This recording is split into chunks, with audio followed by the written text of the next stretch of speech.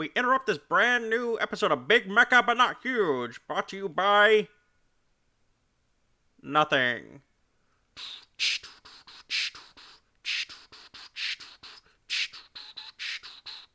Big Mecha. Welcome, ladies and gentlemen, to another edition of the most wondrous podcast around.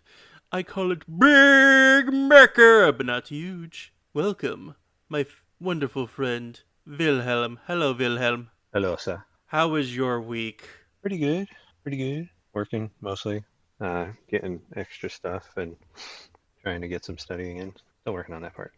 Me too. I am currently on a mini vacation starting 3:30 this afternoon. Really? So it's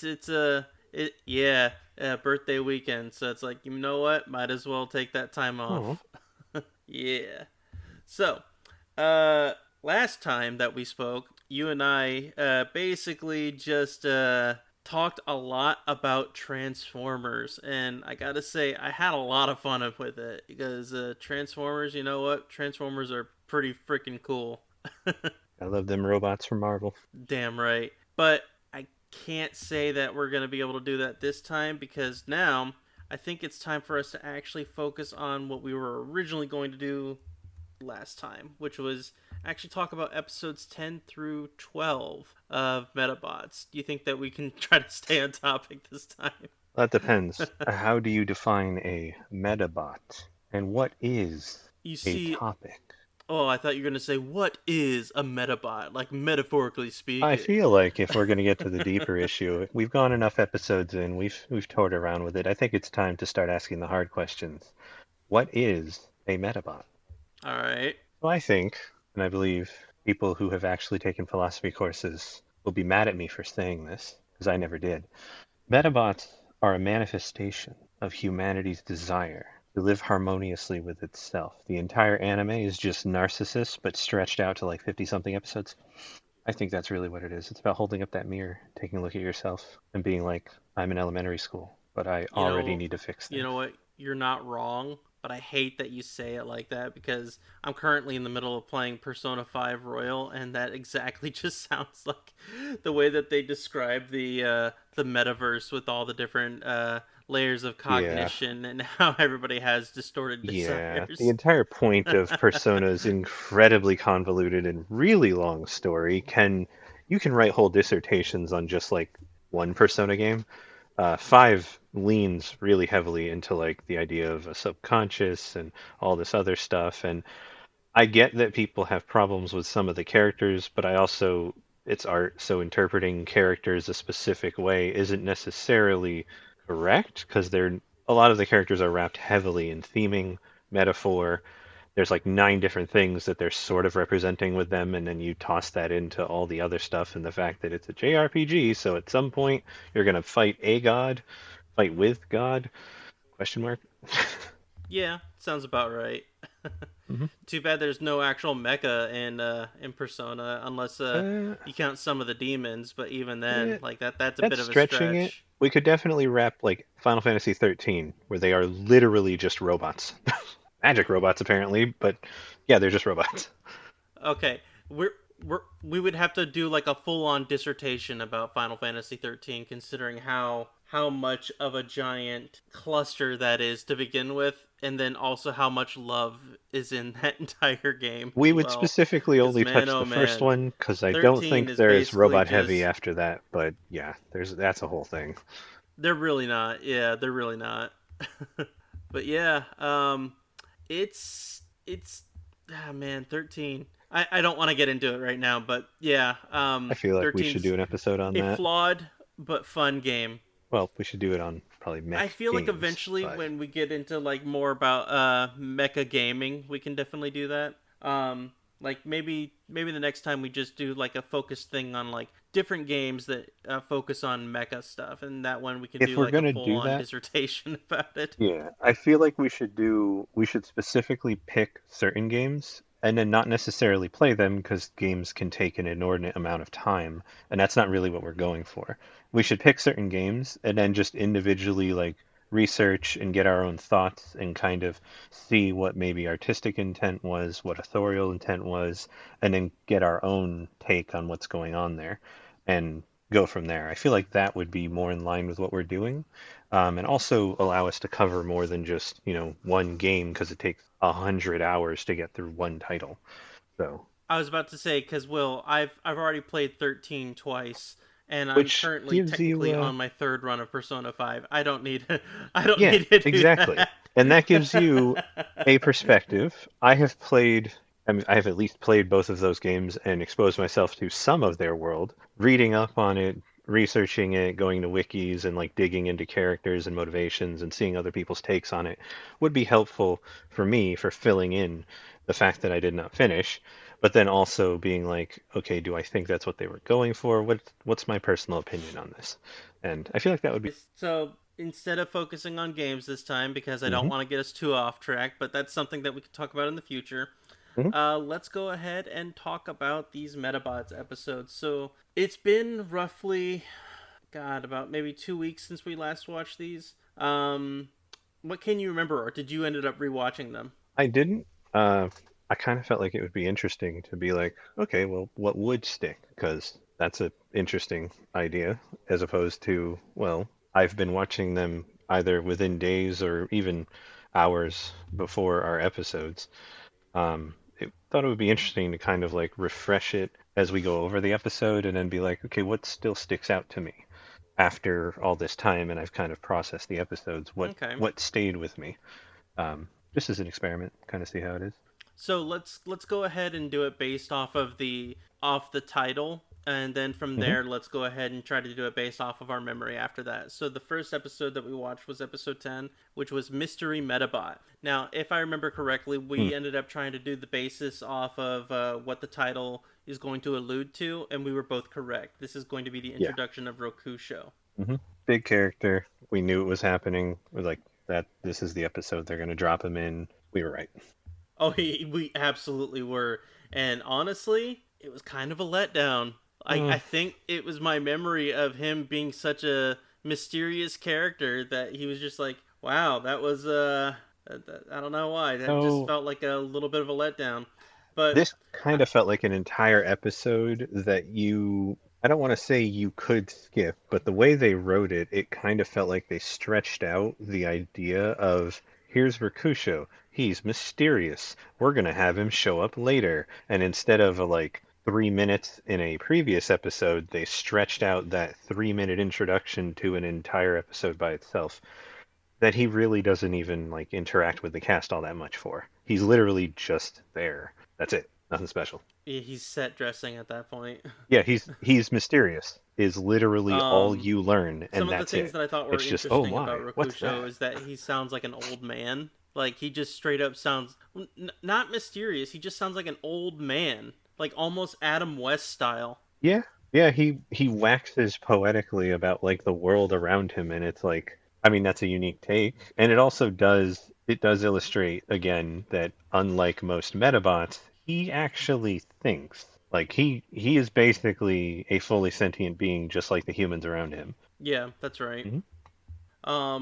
Now, what were the other things that you could remember that stand out in this particular episode? Because the only thing that I remember is that there were a couple lines in there where I think it was Metabee. He goes like, "Icky, let me save the day," and then someone just comes and says, "No, there's no time."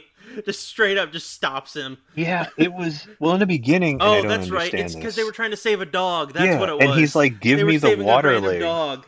and then Yeah. they're like, "There's no time," and I'm like, "Icky, that literally takes like 3 seconds. You saying there's no time basically took the same amount of time as you just hitting the button. What do you mean there's no time? I don't understand. Yep. How do you don't know that? So What do you mean?" there was this there was this little girl that was screaming for her dog Hmm. that was like I guess lost or not lost, but it managed to get stuck in some water, like heavy rapid water. It And was raining and this Arika and river Icky and swelled. Metabe, they all see. Yeah, exactly. And then so as soon as that happened, Metabe's like, "Hey Icky, I'm gonna go save the day." And that's when Icky's like, "No, there's no time." It's like, are you fucking Like, are serious? you Like, psychic? How do you know there's no he time? just Did you get a he warning? What? he no he just wanted to see the fallout of what would happen if a dog Oh, drowned. oh, is this I the beginning of the guarantee villain that. arc? Is Icky showing his true colors? He's like, my shirt is I red for the blood. I I'm pretty sure. Oh, now I remember the rest of the Hmm. episode. Okay. So this is also where the Rubber Robo Gang decides that they want to quote unquote go legit. And you start to wonder why are they going legit? And then that's when they start having they start going to different houses and start to remodel these houses with wacky designs. And it's just so bizarre how they decided to come up with each design, but then when you realize what they're doing and they flat out Hmm. tell you they're trying to make a Robo Robo theme park, I'm like, okay, I see what you're doing here, but this is a really long joke. So I am torn because while I love that they try to make Rakusho the A plot by calling it the mysterious Medabot when the episode really is 5 minutes of Rakusho and 17 minutes of the Rubber Robo Gang dicking around, which is great because I honestly really like them screwing around. And there is one thing I noticed. This comes from the early era of instead of actually saying what Japanese cultural references are there, they rename them to other things because they assume the audience won't know. So they 100% did that. I know because I Oh just happen yeah. to know what those things were. I knew what they were making the houses into. One of them is a kappa, or not kappa. Yeah, one, no, a kappa. One of them is a tengu mask with a big pointy nose. One of them is a, uh, not dakimakura. Those are something else to do with anime. Uh, one of them is the little Well, one of dolls them where I you saw paint was the eye. Butterscotch, another one was Pinocchio, and the other one was a Mhm. ukulele house. Which are all incorrect. The ukulele house is a war fan, the Pinocchio is a Tengu mask, and then the butterscotch thing was a doll that you get where you basically make a like resolution to do something, and when you complete it, you paint the eye because the eyes aren't painted, and then when you paint both, you've completed the thing and you've achieved your little goals you set. They're Yeah. specific cultural references that make sense to a Japanese audience, but Americans who have no idea what that is would be very confused, so they adjusted them over to things that they figured would make more sense. Now, one of the other things. Oh, now one of the other things that I noted was that you finally get to see what how big the Rubber Robo Gang is Oh actually. yeah. Because I thought it was just going to be like the four or the five main people that you see and that Hmm. was it. No, they're like as big as an army. Yeah. I was not expecting that. They kind of showed that in the other episode where you saw minions in the background, but they really lean in and kind of let you see that they are a actual like force. The Robo Robo are a like miniature army. We're talking probably a couple hundred people, and that could just be their cell. They could be more in other places. So if you really drew them all together, they are legitimate like dangerous force theoretically. So Yeah, that's absolutely true. Yeah, think of them as the quote unquote Antifa because they wow, exist, we are but they we are don't. getting political on this, aren't we? This small podcast. I mean, at one point I wrote down on my notes here, conquering the world should be fun for the whole family, aka Republicans. Jesus. Oh, Hey, it's what I found funny because it's exactly what they said in the show, but whatever. Um, evil should be a family affair. Also, I thought it was yeah. Also, I thought it was really interesting how Rokusho at one point he's explaining how he would never harm an insect, and he's explaining how he well he would treat every insect with kindness, and yet he picks up an ant and he's like, "Don't harm this ant." And immediately my thought was, I wonder how he feels about wasps. Don't don't shoot him down. He is but a I child. mean, He needs to learn these things on his own. Don't crush him yet.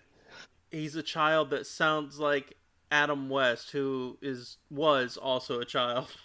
Anyways, and then after this, I realized, you know what? He's a drifter. Oh Hmm. my god, he's more than a drifter. He's a hobo. Actually, yes. He wears tattered clothing, spends most of his And time in a tree. yeah. One of the other things that I thought was interesting, and this is actually just a quote. When Icky is trying to make sure that the Robo Gang doesn't remodel his house, Hmm. um, he's on the phone with his mom, and his mom is trying to go ahead and like change it to a clown, like a clown house. Yeah. And she goes like, "Kids love clowns, right?" I'm like, "No, no." And then after that, when he hangs up, he goes like, "Why do moms act so weird?" I don't remember who responds, but they go, "She's a mom. It's her job." Yeah, there's a lot of weird humor in the show, but I do like that almost none of it is taken seriously. It is Yeah, very, very tongue in cheek and silly, and his mom is weird. yeah. Oh, do you remember the thing that Rokusho says to the ref when the ref is watching the Metabee and Rubber Robo gang fight? Where he's facing the fox. I forget what he says to him. He goes like, "Hey, what's your name? My name is of no importance." Oh, is that French? So dumb. Such an old dumb joke. I love it, but it's such a dumb It one. really was. What is your I name? was just My like, name is of no importance. I Oh. couldn't not laugh at that. Yeah, it was great. Oh. I was like, this is it. You know what? After looking at this and then actually remembering it, I'm like, you know what? This, as much as I thought this was a disappointment, it actually was kind of a solid episode. So I take back everything that I said. Yeah, it's so um, with its name, it doesn't give the focus to the right thing. They make it like the focus is going to be Rakusho. He's not. He's there for 5 minutes, and then the rest of the episode is just Robo hijinks. Oh, you know what? I will say there was one thing that it actually was a little bit of a disappointment. I Hmm? have a feeling that this is going to be a common Uh-oh. trend because I think it does it in the next episode. This episode shows that Metabee, without any kind of assistance, is pretty kind of weak. Like he doesn't really get shit done, and he just doesn't really know what he's doing. He's just too much of a hothead, and he can't really understand tactics or anything else. And he's just kind of a weak Metabot. So that's the thing. Metabee has a ton of independence, but he a kid almost, like emotionally and all of that stuff. Him and Icky are very similar. The difference is Icky does put a lot of time into tactics, paying attention to fights. He really likes Medabots and row battling, so even before he found Metabee, he was dumping all that stuff into his head.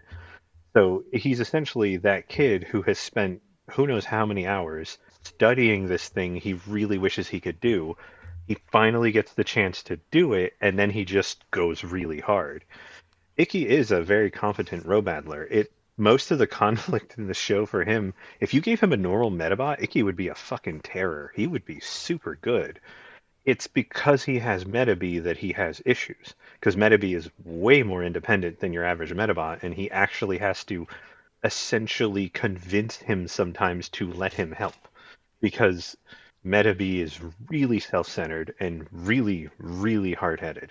And you're right, it makes him weak. It makes him trash. Mm-hmm. He's essentially a fighter who thinks he doesn't need anyone in his corner helping him out, and then he loses his next match real hard. And it's like, yeah, well, of course you did, because that's the whole point of this 1-2 you have is you are in the middle of the fight. They are watching from the outside.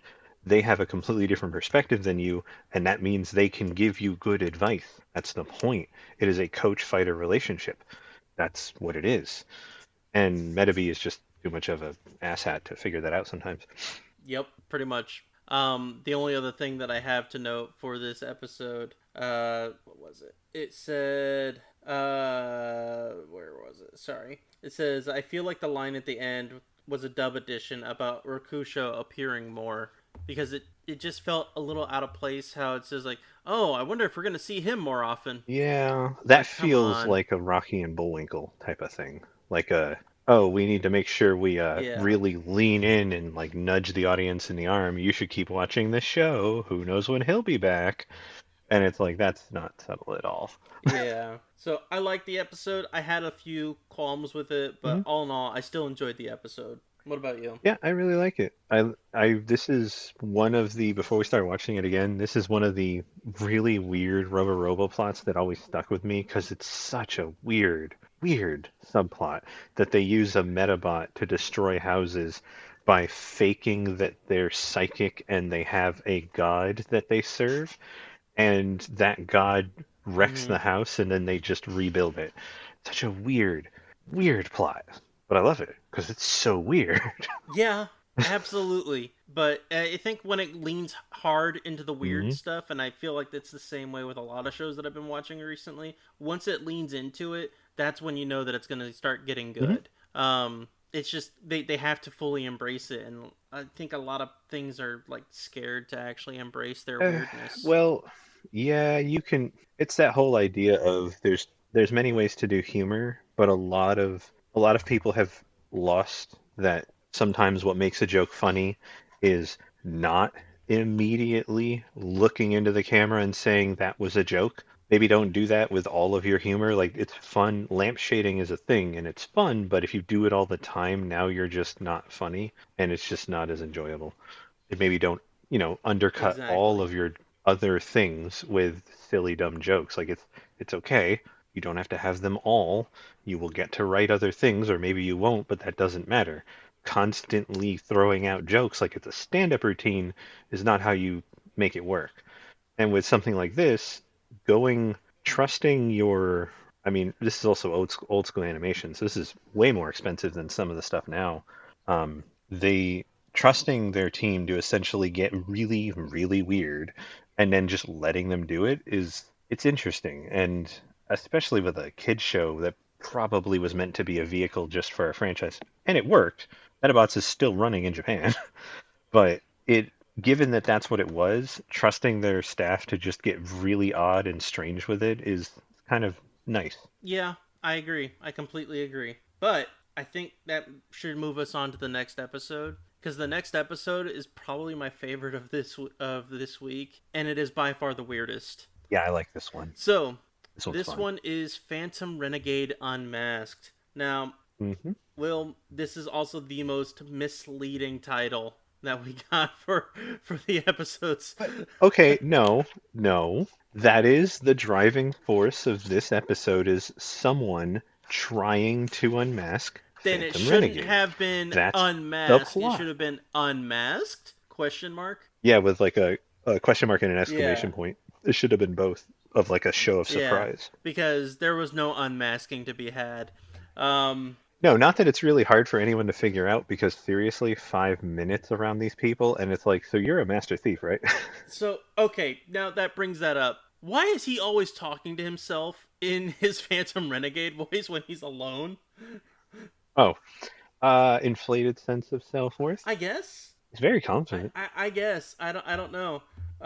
It's just it's very weird that it's like if I'm gonna talk to myself, I'm not gonna. Okay, well, no, that's not true. I was about to say if I'm gonna talk to myself, I'm not gonna use a different voice, but I do that all the time. However, it's generally so I can try to figure out if I'm gonna try to make different voices anytime I want. So, Hmm. but that's neither here nor there, and fuck you for thinking otherwise. But anyways, when it comes to Phantom Renegade, it's more like he's just too absorbed with himself, is the way that it came off to me. Hmm. Well, that's also very true. Like Phantom Renegade is very clearly an outlet for him to be very self-absorbed and very Mm-hmm. selfish. Now, I don't think it's a healthy outlet, now, but considering that he's constantly, trying to hype himself up, the fact that someone Mhm. else was actually hyping him up this episode was beyond my expectations. Because who in their right mind has actually heard of the Phantom Renegade? Well, I'll tell you fucking who. Seamus McGregor! Okay, I really want to know how much of this was dubism because the fact that let me hold on. No, no, we're going to use his whole name. His entire name is Seamus Muckraker. Oh, Muckraker? I thought it was McGregor. Yes. Oh no, it's Seamus Oh, that's Muckraker funny. because yeah, that's exactly why you would.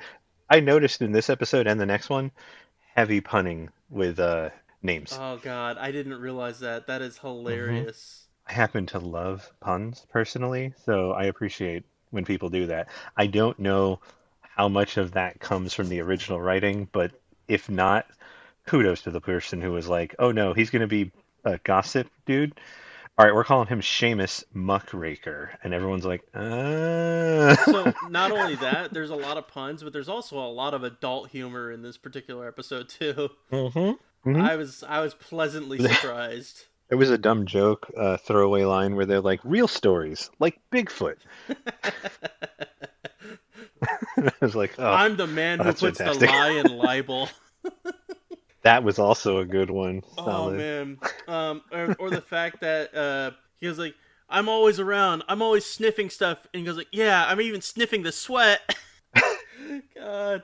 And then he works for the Oh National boy. Intruder. I'm like, come on, really? Yeah. Yep. Yep. Uh, National Intruder, solid naming for a gossip rag. And he's like, they'll let me do whatever I want because I sell their issues. And I'm like, that is very and he true. saves a bunch of money by Yeah, staying in his parents' basement. that was a dig. It really was. That was It definitely a really dig. was. Oh, okay.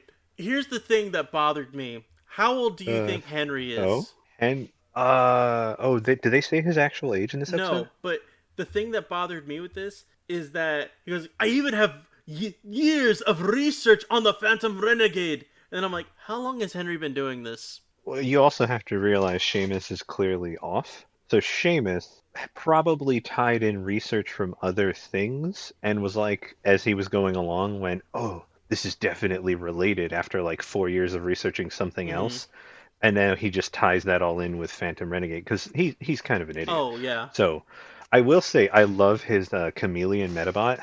So Dude, good, so what was the good. chameleon's name? I thought I had it. I for I forgot what it's called. It's just called whatever model it is, Yeah. but I liked it too. I like the fact when it snuck into Icky's home to try and see if it's actually the Phantom Renegade. For whatever reason, it's gonna stay there while it he sleeps. had he, an adult man, had his robot sneak into the house and then into a child's Yep. bedroom who is in elementary Yep. school. I love that Seamus repeatedly acknowledges that he is entirely willing to break any law that he needs to get his story. And he's like, I don't Yeah. care how dirty I have to get, I will get my story. And I'm like, So Jesus. dirty that he's constantly smelling like garbage. Literally, one of the hmm jokes in the I episode. think that was one of the jokes. Yeah. Oh, this episode is great, and Seamus, I'm pretty sure comes back. Oh, I think he oh, sticks I'm around sure he because does. they do a weird rivalry with him and Arika because Arika's like It's him, because but Arika's actually a Arika's so journalist. smart that she actually figured out who the Phantom Renegade was by accident, but didn't even realize it. Yeah, she was like, it can't be Henry. That's ridiculous. And I'm like, and that's why she's actually like 9 or 10 Well, because she's like, that's the whole silly. concept of this particular episode is that Seamus is trying to track down the Phantom Renegade so he can actually unmask him. hmm But in Yep. this one, he sees the Phantom Renegade hurt himself in the middle of the night, and then he sees Rokusho also, I guess, attack him at some point. I don't remember what, but So what happens is Phantom Renegade's running away, which again he has the best exit strategies. This one involves a hot air yep, balloon, and he jumps onto it, floats away, and doesn't look where he's going because that's how he rolls. And he literally smashes his head into a steel girder on a suspension that's bridge. right. And then he's like, and it knocks his mask off, but he's also like, oh God, it hurts so bad. Exactly, yeah. And I'm like, yeah, yeah, it would. And then Rakusho runs up because Rakusho is Mr. Justice. I must do the right thing.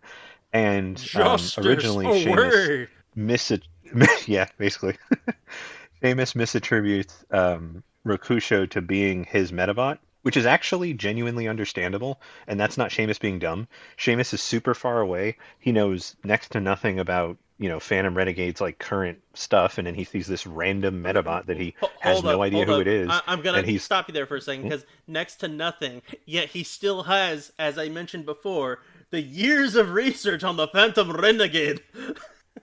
Yeah, well, I never said it was good research. He just has years of research. I could say I have years of research about Microsoft, but that doesn't mean I know anything about That's them. true. Different It versions means of that I've looked into them for different years. versions of the OS don't count. Yeah, it's like I have years of experience with Microsoft, and it's like if we really zoom out, I can make that statement, and it's not a lie. But we're going to be stretching a few things if you want me to like do things with that knowledge. um, So, so because of his mix-up, mhm. Icky ends up, I guess, injuring himself because he tries to shave his monobrow. Is that what it was? He was trying to shave his unibrow, slipped and fell, and smashed his head That's what it into like was. the sink, which is really Yeah. funny. But you have Metabee just telling the story, laughing his ass off. Arika starts laughing her ass off at Icky because it's funny, and Icky gets super embarrassed and mad about it.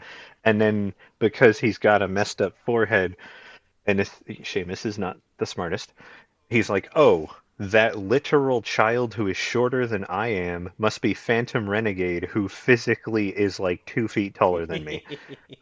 I don't know why, but sure. God, he is the worst.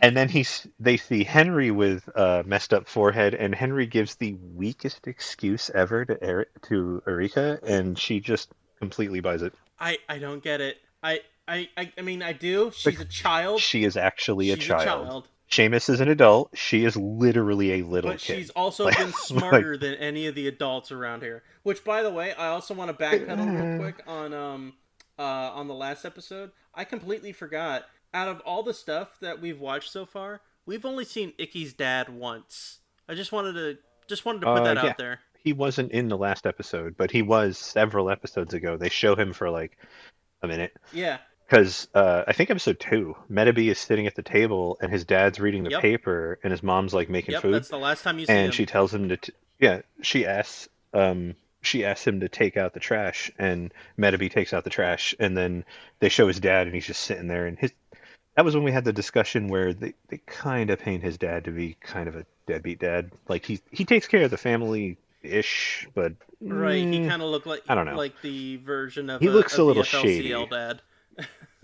Yeah, which that and I don't want to read too far into it because I don't know if they ever really bring it up, but kind of like if you make your character look that way, then give the audience nothing else to go off of. You're probably trying to convey something, and they're probably just conveying. They could just be trying to convey that he's like a normal office worker, Mm-hmm. and he's like partly broken by the incredibly stressful life that Yeah. is, and that's it. But I don't know. I felt like I was supposed to read more into that, and that's why his dad is never around, even like hours after Icky is out of school. But at the same time, I know now as an adult how insane the work culture is in Japan to the point where people literally aren't even like getting married because they have no time to date and because it also would take energy and they're exhausted. True. So their work culture is so crazy that that actually kind of tracks and not in like a he's a bad person. It's just that's what their work culture is. So yeah, your dad's like never around and constantly on like overseas business trips and shit. And that's why that's a common thing in anime because that is a thing that happens. Even normal like middle class families, the parents will disappear for a week to another country to do something and then come back into Japan. And if the kid's like in high school, they're expected to be really I independent. think you So finally just it's explained Ash a Ketchum's yeah. dad.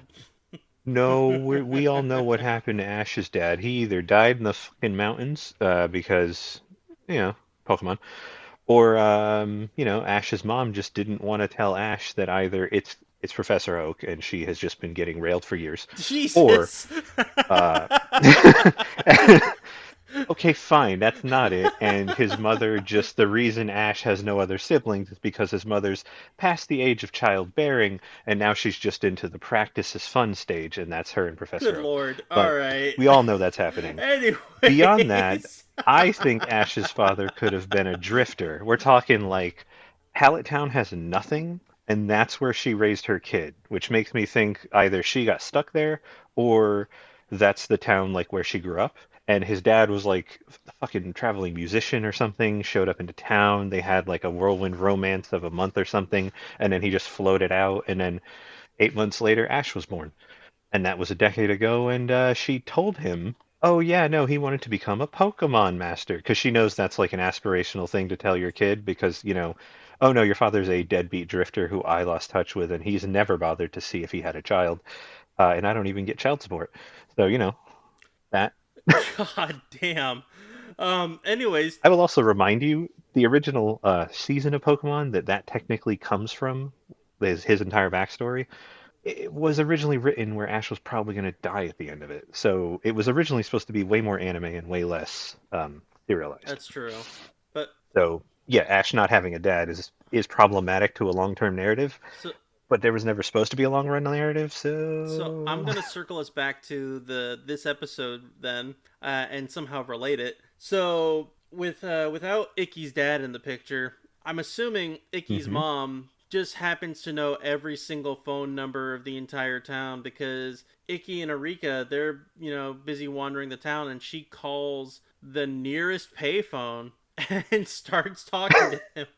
And I'm like, how the hell does she know that payphone number? And there you go. Just from You all that, that know, makes sense. She knows everything. so their town, I don't know, do they ever name the city that they're in? That's a Like, is it actually supposed to be like that's Tokyo a or, good well, not question. You Tokyo, know but what? I don't remember if they named the city they're in. And if they do, I think it's a placeholder, like a not, this is not a real city name. Riverview City. Yeah, that's not a real city. It's just meant to be based off of like places you've seen in the real world. So it's supposed to be clearly like based off of things you've seen, and it's a mid-sized city, so like they don't have, skyscrapers everywhere and freeways on freeways on freeways, but they do have a downtown area with taller buildings, and then they have like where Icky lives, which is like suburby type stuff, Mm-hmm. which is all fairly generic for Japan. There's a lot of places that look like that. Uh, it's a like medium level of commercial development, I would personally call it. It is weird that she would call that, but it is like also the least weird thing that happens in this episode. So, But also another funny thing, considering when this hmm? actually was made and when it came out, it was made in the 90 like late 90s and was released in the early 2000s. Right. The really funny thing is the fact that she called a payphone in the future. If we're gonna go ahead Yeah, and say that it's okay, a payphone, so in the future, payphones don't really yeah, we exist talked anymore. about that though. We talked about how this show is like the future through the lens of the early 90s. Yeah, that's true. So like payphones exist, but we also have teleportation so easy that children literally play with it. We have robots that are near sentient and would genuinely pass the Turing test, but those aren't even sentient. Only Rakusho and Medabi are. These ones that would definitely pass the test are just kids' toys. Hmm. That's how advanced we are. We literally hand these to children and we don't care. So They live in an insane world. speaking of insanity, and this is actually funny enough how I'm gonna wrap this part up. We have a row battle at the end. Why does the row battle even happen? Because it's Medabots and there has to be a row battle. Did you not read the No, no, poster? no, no. I get it, but why? Because there's no feasible reason, as far as I I know. remember, for this It's episode for it to it's actually so happen. it's so shoehorned It in. really is. It's just there because there has to be a row battle, just like there has to be a new robot.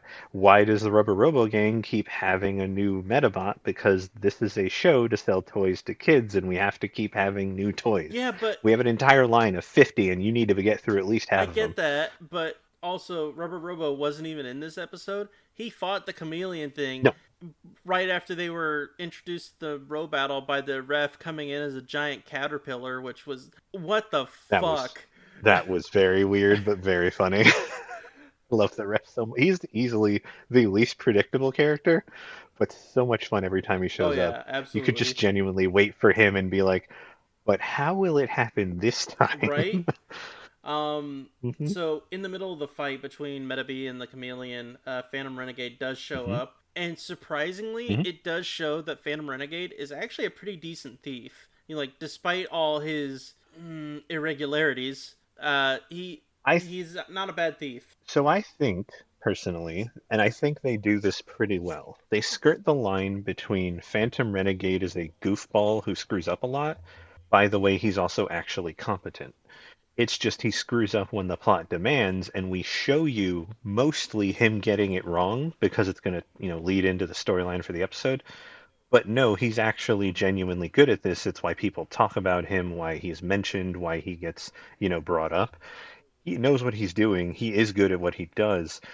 He genuinely can do the things that he says he can do, and he totally 100% gets away with it this time. Mm-hmm. Nobody gets it back from him. He steals a rare metal, and it's just gone. It's his now. Yep. So So I think they skirt it well with him. I think that they've managed to make him, a goofball and an idiot who screws up, but also like, no, he really does good at what he does. Like people talk about him because he can do that. and still constantly have back problems, but that's not. Oh no, it was definitely that man had like 4 concussions in this Yes, he episode. He did. needs to go to a fucking Yes, doctor. he You did. like now. um, Seriously, it's called traumatic brain injury, sir. so the only other thing that I wanted to make mention of, at the very end where it said Icky has been clear. Oh, okay. So throughout the entire episode, Seamus Makareka Mm. has basically been accusing Icky of being the Phantom Renegade, except he's been blasting it on newspapers left and right, and all the adults, as Hmm. soon as they see Icky, it's got some of the funniest things where it says like this Yeah, child this child is an I abomination or totally some buy shit it. like that, where it's just him saying that uh he's going to be the worst thing to the public, to the general public, or he's the Phantom Renegade, so all the adults tend to freak out. Hmm. So at the very end of the episode, there's another newspaper clipping where it says Icky's been cleared of all charges, and so he announces it, and Medaby very angrily goes, "What?" I don't know if you caught that, but he goes, "What?" I don't remember catching that. Yeah. He goes like, and look, Icky's been cleared of all charges of being the Phantom Renegade. What? It was just really off-putting, but it's just like, okay, he doesn't respect him. I get it, but come on, you really wanted him to live a horrible life the entire time? All right. But that brings us to our final episode for this set. So, episode 12, ban all Medabots. Do you remember what Mm. we predicted? So I want to say we went the direction of like I said it was going to be somebody trying to ban Metabots, and it was going to involve the principal, and it was going to involve like the school, that sort of Mm-hmm. thing, which it turns out it did. I don't remember exactly what you predicted, but I think some of your stuff came true too. We were pretty on the nose for this I'm episode. pretty sure we were close. If anything, once I actually start editing the episodes and listen to it. You can cut it in and make us look like idiots or make us look like we are And here's questioning where it is. Clip. Anyways, so yeah, this entire episode, first things first, I want to let you know, listeners, this is a kid's show, right? it. Oh no. It starts off with a sex joke. Straight up. I can almost remember what was it? I can almost remember what it There's a was. bunch of women that are standing 'Cause you're right. outside, and this Mm-hmm. woman's like, "Oh," and then I was talking to him, and then it's like, "You can ride me anytime." Like, what the fuck? Mm-hmm. It's like, oh my god. All right. Yeah. No, I remember that. That was 100% a very adult joke, and I'm like, people do talk like that, but pretty sure this show's aimed at like 11-year-olds. Yeah, not Who even. was that joke for? I don't Who know. was that joke I for? have no idea, but I was like, Did they wow. expect adults to either A, be watching like with their kid? Like I if they're old enough to be watching this show because it's pretty, like a lot of energy, pretty violent explosions and stuff like that. I Are they watching with them? I feel like this is more like a middle schooler show where Exactly. you're kind of letting your kid, discover themselves and like watch their own things, and then you maybe talk to them about it later, but you're not like over their shoulder about it. Right? What's that joke for? Right? It's What the just fuck like, was that I for? cannot believe that was in there, but you know what? Props to them. They got away with it. 100%, man, 100%. That's like a lot of the Adventure Time stuff. But yeah. Oh man. So this particular episode is all about how the PTA, or sorry, PTO, because it's not the PTA, Hmm. but it's practically just the same thing. Parent teacher Yeah, organization. parent teacher organization or parent teacher old people. But anyways, Hmm. they decide that they want to ban all Medabots throughout the city, not just the school, but throughout the city. That way, kids, Hmm. and I quote, as soon as I can pull up the quote, because I thought it was fucked up. Our kids will thank us when they're old and bitter like me. Literally, that's what one of the Yep. women said. I'm like, wow, Hmm. okay. Uh, I will hold on. Before we go forward, do you remember her name? I wrote down Miss Oldbag, but I think I did that because it was an allusion to Ace Attorney. Hmm, What nice. was her name?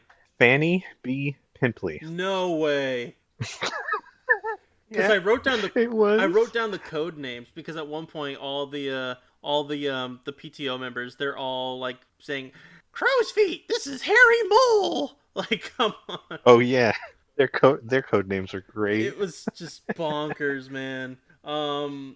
So, anyways, the PTO they decide that they want to ban all Medabots, including the principal's Medabot and the samurai one. hmm Who, honestly, I'm glad that we got more samurai out of this episode. It was cool to see him in Samurai is action. so great. He's such just like he's so nice. He really is. Not just he's so good. And it's like there's a part of me that's like I'm really glad the principal has Samurai because I don't know if he's got like a wife at home or like where he is in his life, but man, Samurai's like really nice to him. He's really good It guy. was interesting when Samurai meets Medabi, he was like, "You've got some strong servos." I'm like, "All right."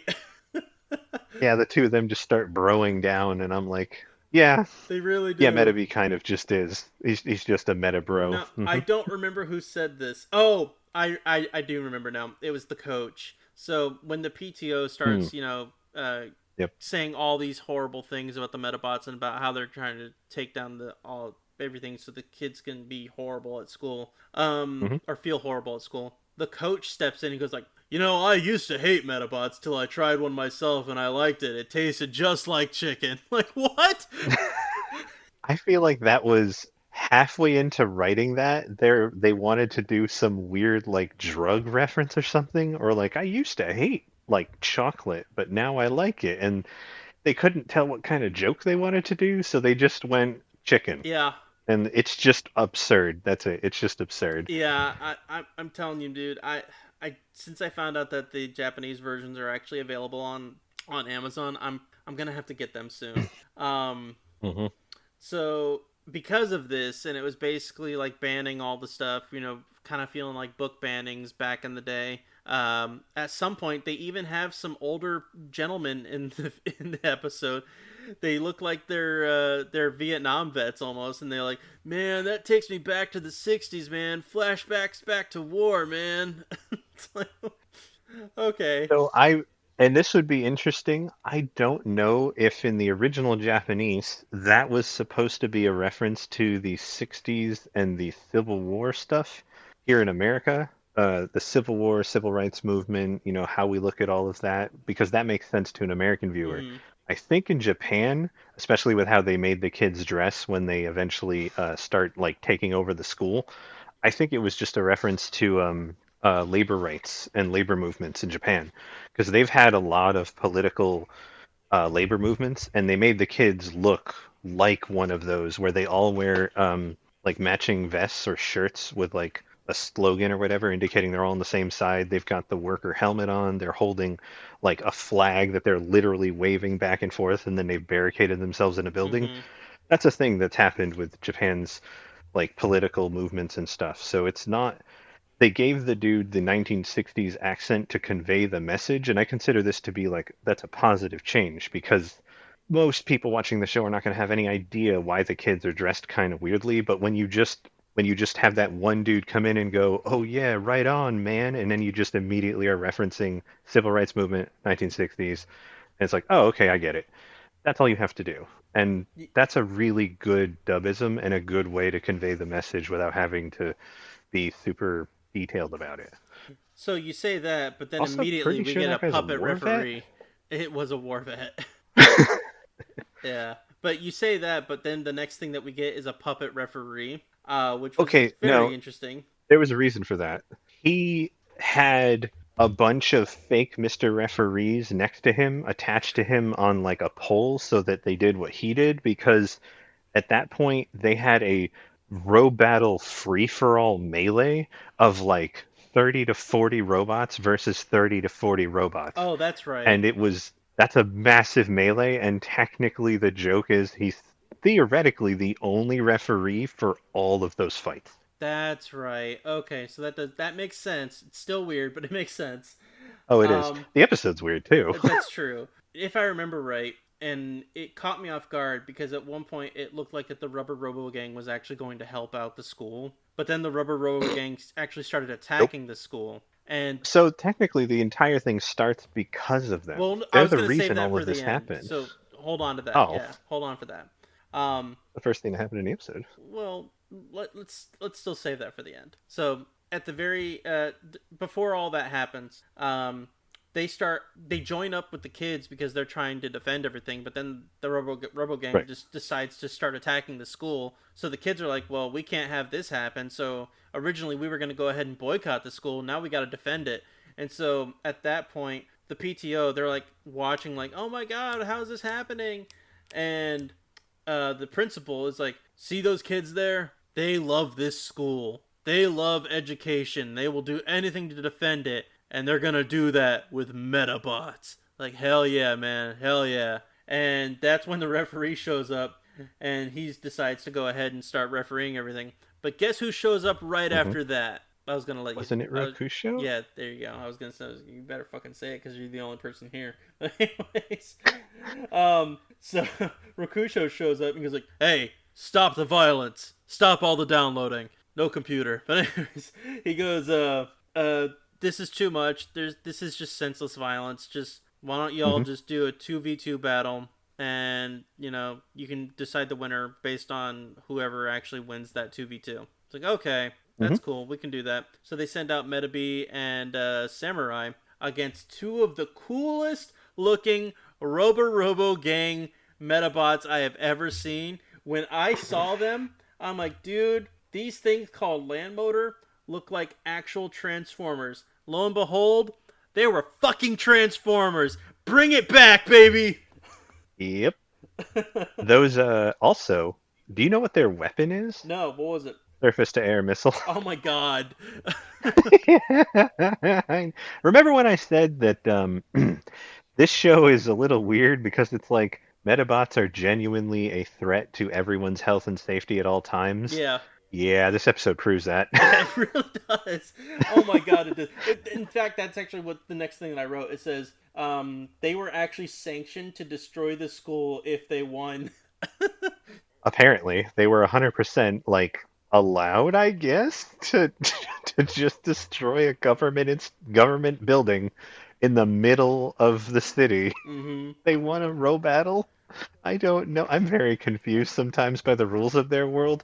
This has like Yu-Gi-Oh! 5D's energy, predates that show by a while, but this has that kind of energy where a cop gets mad at you for breaking the law, you win a card game, and he goes, curses, foiled again, and just walks away. Pretty much, yeah. And you're like, did he just let you commit a felony because you beat him at a card game? That sounds about right. Okay. All right. That's the world we live in. Gotcha. Now, what's funny is that after they win, because obviously hero anime, they gotta win. Hmm. Um, Oh, their win was pretty sweet it though. really was. I actually enjoyed it. But the quote that's said afterwards is, "The children need this school, and the principal needs the work." That's I mean, it's a little on the nose, but not entirely wrong. Yeah, I'm like, come on, this is gold. This is absolute gold. Oh, so good. And So then good. everybody's like crying because they think it's one of those beautiful moments that are happening. And then Hmm. somebody says, "Perhaps those Metabots touched you." Oh, the principal says this. He goes like, "Perhaps those Metabots touched you, or it might be the tear gas you launched earlier." Yep, they were tear gassing children. They really were. It's like, this is fucked Yep, up. This is legitimately a fucked up show, but you know what? They're gonna play it for gags. I know. It's so So, great. Will, what was the reason the Uh, Robo Gang were actually involved in the first place? so the entire conceit for this show is it opens with the Rubber Robo Gang using those two land motor robots as essentially horses to draw a little cart that they're sitting in. And we're talking about the core Rubber Robos, the like, the five that are named and that you see a lot. Mm-hmm. And they're just driving down the street being like, hell yeah, we're awesome. And it's meant to be a reference to like biker gangs. They're essentially cosplaying as a biker gang. Right. And they're like, we're so cool, blah, blah, blah. And then Fanny is coming out of like a store and they wind up driving like right in front of her and she get like they knock her over, she drops all of her makeup that was really expensive, and then they like run it over and just drive away laughing because they don't care. And that's when she gets really mad, and the entire episode is fueled by her being mad that two Metabots wrecked her stuff. And she had no there was no like where there was nowhere for her anger to go, so she just projected it into Medabots in general and was like, they're a bad influence, they're wrong, they're not good for children, which are genuinely all things that you would say if they did not live in an insane world where none of that matters. Yeah. But Do you remember exactly what it that's where was this that all came from. what her makeup was that she was upset about? Oh, it was anti-aging cream, I think. Yep. Yeah, because they're making another joke that she's old Yep. Miss Oldbag. and that her fanny, be pimply. Oh my god. Yeah. Uh, Don't look at me. This is writers from 25 years ago. Go email them. I know, but I enjoyed these sets of episodes more than I remembered. Uh, So yeah. I am looking forward to the next three. Do you want to go ahead and see what the next three are? Ooh. Yeah. What are the next three? All right. So the next one, number 13, is called Meet Your Meta Maker. Ooh. Oh, that's not descriptive. Not at all. Number That. Hmm. 14 is The Spy Who Row Battled Me. Oh crap. Oh my god. Number 15, I Dream of Hushi. What? Like sushi, but with an H. Um. Okay. Let's take this episode by episode. Meet Your Meta Go back to Maker. 13. Yeah, I'm gonna go with some sort of plot involving some big strong robot that they wind up having to fight, and maybe this is one where Rakusho actually has to step in and like teach Metabee to do stuff, and Metabee quote unquote gets better and like grows as part of his tutelage to like indicate that they're going to have that sort of relationship. Um, maybe. or it's just a conflict involving it's just a filler where they have to go against like a cult or something. It's possible. I'm thinking along the lines. Originally, when I saw the word maker, the only thing that came to mind was it's going to be like the CEO of the Metabot Corporation. Hmm. But I mean, it could be the person who built Metabee or who built Rakusho. we're never gonna see that unless it's like the very last episode or some shit. Because I don't know. That's it's way too Yeah. soon. So my line of thinking, it's gonna be along yours. I think we're gonna see a giant bruiser type Metabot, and then it's Hmm. gonna be Metabee getting his ass kicked, and then he's gonna go in for a round Hmm. two. And the only reason he's gonna go for a round two is because, as you said, Rakusho is gonna give him some advice. You think maybe we'll get some like wrestling references? Maybe, Hmm. maybe you might be on the point there. I don't know, but Eh, number 14, the spy who row battled me. I really Uh, hope that means Sheamus is coming back. Please tell me Sheamus is coming it could back. be Sheamus. I think we're gonna. Sheamus in a dress. Jeez. I think we're going to definitely get a lot of British jokes in this one. Like a Hmm. lot of British jokes. We may Or just like spy movie jokes. either that or they're gonna make a lot of James Bond type jokes. Hmm. But honestly, it's not really a lot to go off of other than that. We're doing so good with the last three. I know. They're not giving us anything with these titles. The next one's even worse. I Dream of I Hushi. know. I don't. All right, since you said sushi, I'm gonna go with they have to like save a local sushi shop or And the something. guy's name is Hushi. Yeah, the guy's name is like Who She, or maybe there's a robot named Hushi. I don't know. Maybe Maybe that's what they're doing, maybe it's like a local a restaurant. Metabot cook. Ooh, a Metacook. Interesting. Yeah.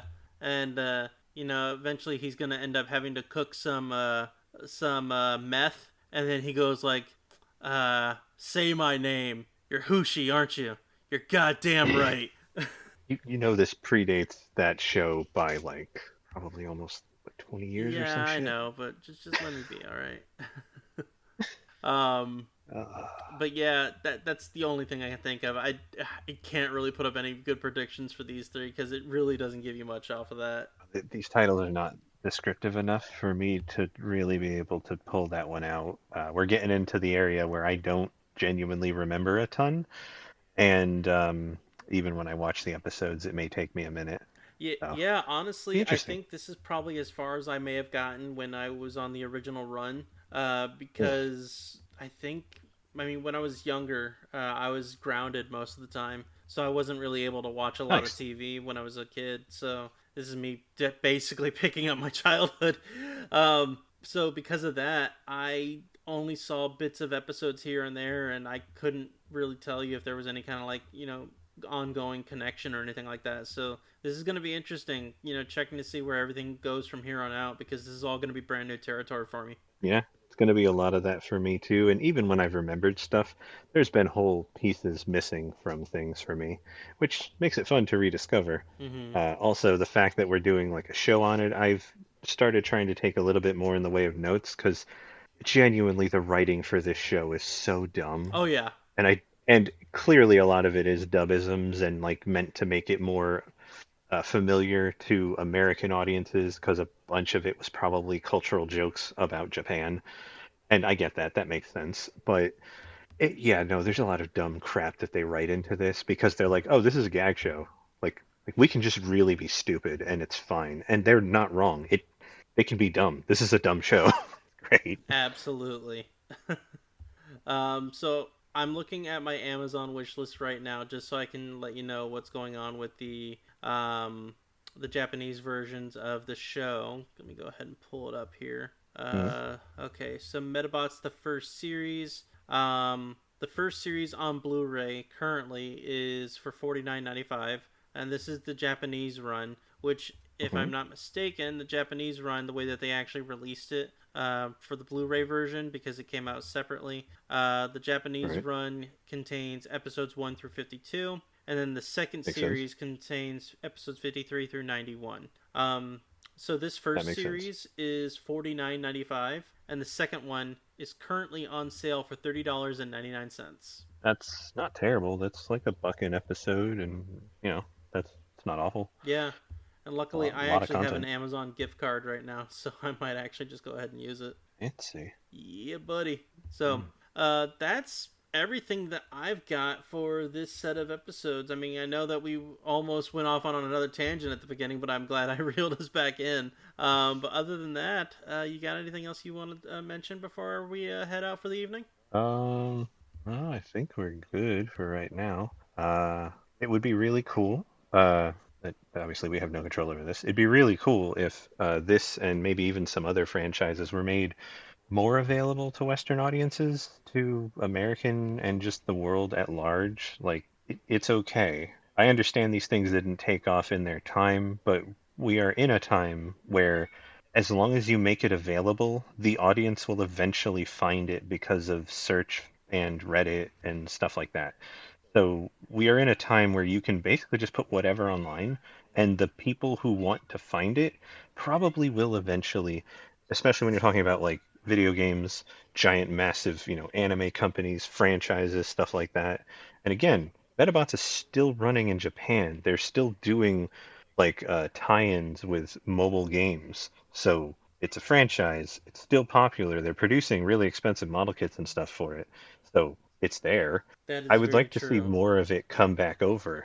And you don't have to try super hard on it. We don't have to do like video games that cost a lot of money to put in effort. You can just sort of put up other anime or specials or just, a little bit more. It would be cool to see the franchise do a little bit more. I mean, the fact that they're releasing it at all on Blu-ray is kind of impressive because this is sort of an artifact show. I completely agree. I mean, like I said, I might have said this on previous other episodes. When it came to this show, Do All Parallel Trouble Adventure, that was Hmm. something that aired when we were a kid, when we were kids on Tech TV on the Anime Network or on the anime portion of their broadcasting, and it was never available after that. Like it was part of a company that went defunct because the Hmm. like as soon as that happened, all the prices ended up skyrocketing. But now Discotek, I believe, ended up re-releasing that show on Blu-ray. I had just bought that DVD set like maybe 2 or 3 years ago for $300 for Ooh, for 13 dang, episodes. boy. I mean, to be fair, it's a really cool looking set. Hmm. But Fair. I also just bought the Blu-ray set for $45 when it came out. So it's not I it's not mean, a it's bad one of trade those off. things. Yeah. And But it took going forever. into It others. took Oh, it forever. did.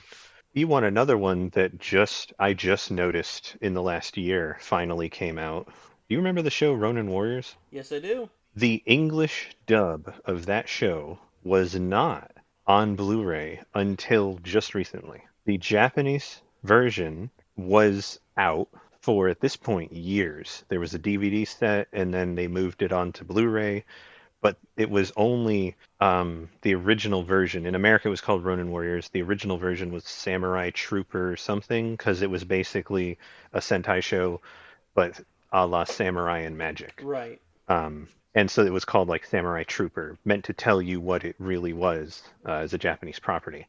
And in America, it was called Ronin Warriors. Well, that dub was just never released. It was just never there. And then only recently, when I was digging around and looking at it again, it finally is. You can get a Blu-ray that contains, I believe, both, has the English and the Japanese dub on the same set. So you can finally get the English dub of that show, which is still pretty solid, honestly. Especially for what it is. It's a shonen show about saving the world from darkness. There you go. Yeah, it really is. So it's something that I may cover on Toku for Two, honestly, because of the fact that it is Sentai adjacent. So Oh, heavily, heavily Sentai adjacent. Their quote unquote armor, when they put it on, you're like, that is almost just made for like toy. Like they have an undersuit that they wear, and that undersuit is very heavily like click on the pieces above it, and other than that, they're literally just color coded. mm-hmm. But it was pretty cool as you get a little farther into the show when you learn like the roots of what they are, and then you have a character who turns and they go from heel to face, but their heel to face turn winds up revealing a ton of stuff about what the Ronin warriors are and where they came from, and it's a fun show. It really is. One of these days. Also, all traditional animation, and the art style is like not Cyborg 009, like not that far back, but it is clearly heavily influenced by like 70s artwork, especially with how like White Blaze the big tiger looks. Yeah, one of these days I'll end up watching that show. It's just gotta get around to it. That's a long one too. I want to say it's at least 50. Yeah, So, typical. But speaking of yeah. long, I'm not gonna have this one be as long as our other ones because I'm running out of space here. So, that being said, thank you for tuning in for another episode of Big Mecha, but not huge. Have a good evening, everyone. Good night, everybody.